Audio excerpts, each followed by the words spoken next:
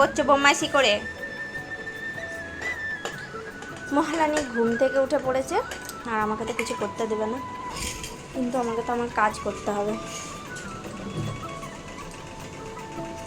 এই যেহেতু আমাকে একাকী সবটা করতে হয়, ওকেও সামলাতে হবে, আবার রান্না বান্নাও করতে হবে, তাই আমি খুব সাধারণভাবেই রান্না করার চেষ্টা করি। অল্প, এই যে কাণ্ড দেখুন, তেলের মধ্যে অল্প জিরে ফোড়ন দিয়ে আমি আদা রসুন পেঁয়াজ টমেটো সবকে বেটে নিয়েছি।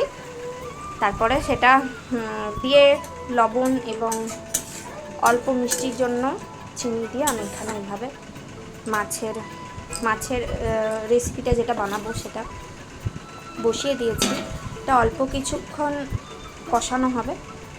আর আমার এই যে মহারানীর কাণ্ড দেখুন, এই যে এইভাবে এই যে রান্নাঘরে ঢুকছে, জল পড়ে থাকে, আর ও রান্নাঘরে এইভাবে ঢুকে পড়বে, এবার দাঁড়াবে ধরে। এই মানে কি বলবো, এই চঞ্চলা লক্ষ্মীকে নিয়ে যে আমি কি করি সারাটা দিন। আর আমাদের রান্নাঘর থেকে বাইরের ওয়েদারটা দেখতে কি সুন্দর লাগছে, তাই না? অসাধারণ লাগছে একদম, যেটা মাঝে মাঝে দেখলে আমার ভীষণ মনটা ভালো হয়ে যায়। একদিকে রান্না বসিয়েছি, মেয়ের কান্না কিছুতেই থামছে না। এই যে মহারানীকে নিয়ে একটু বাইরে বেরানো, ভীষণ রোদ উঠেছে, ওয়েদারটা দারুণ, মানে সুন্দর হাওয়া দিচ্ছে। আপনাদেরকে একটু বাইরের দৃশ্যটা দেখায়। গ্রাম্য পরিবেশ এই জন্যই ভালো লাগে।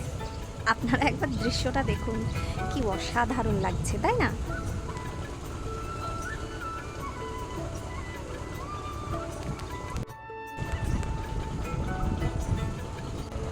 মহারানী স্নান খাওয়া সব কিছুই রয়েছে, কিন্তু ওকে আমাকে ভোলাতে হবে এখন।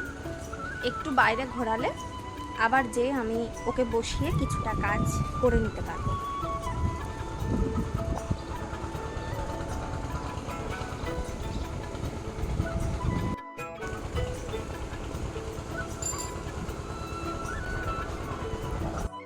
বৃন্দা ওর কাকিমার সাথে এই যে ঠাকুর মন্দিরে প্রণাম করতে যাচ্ছে।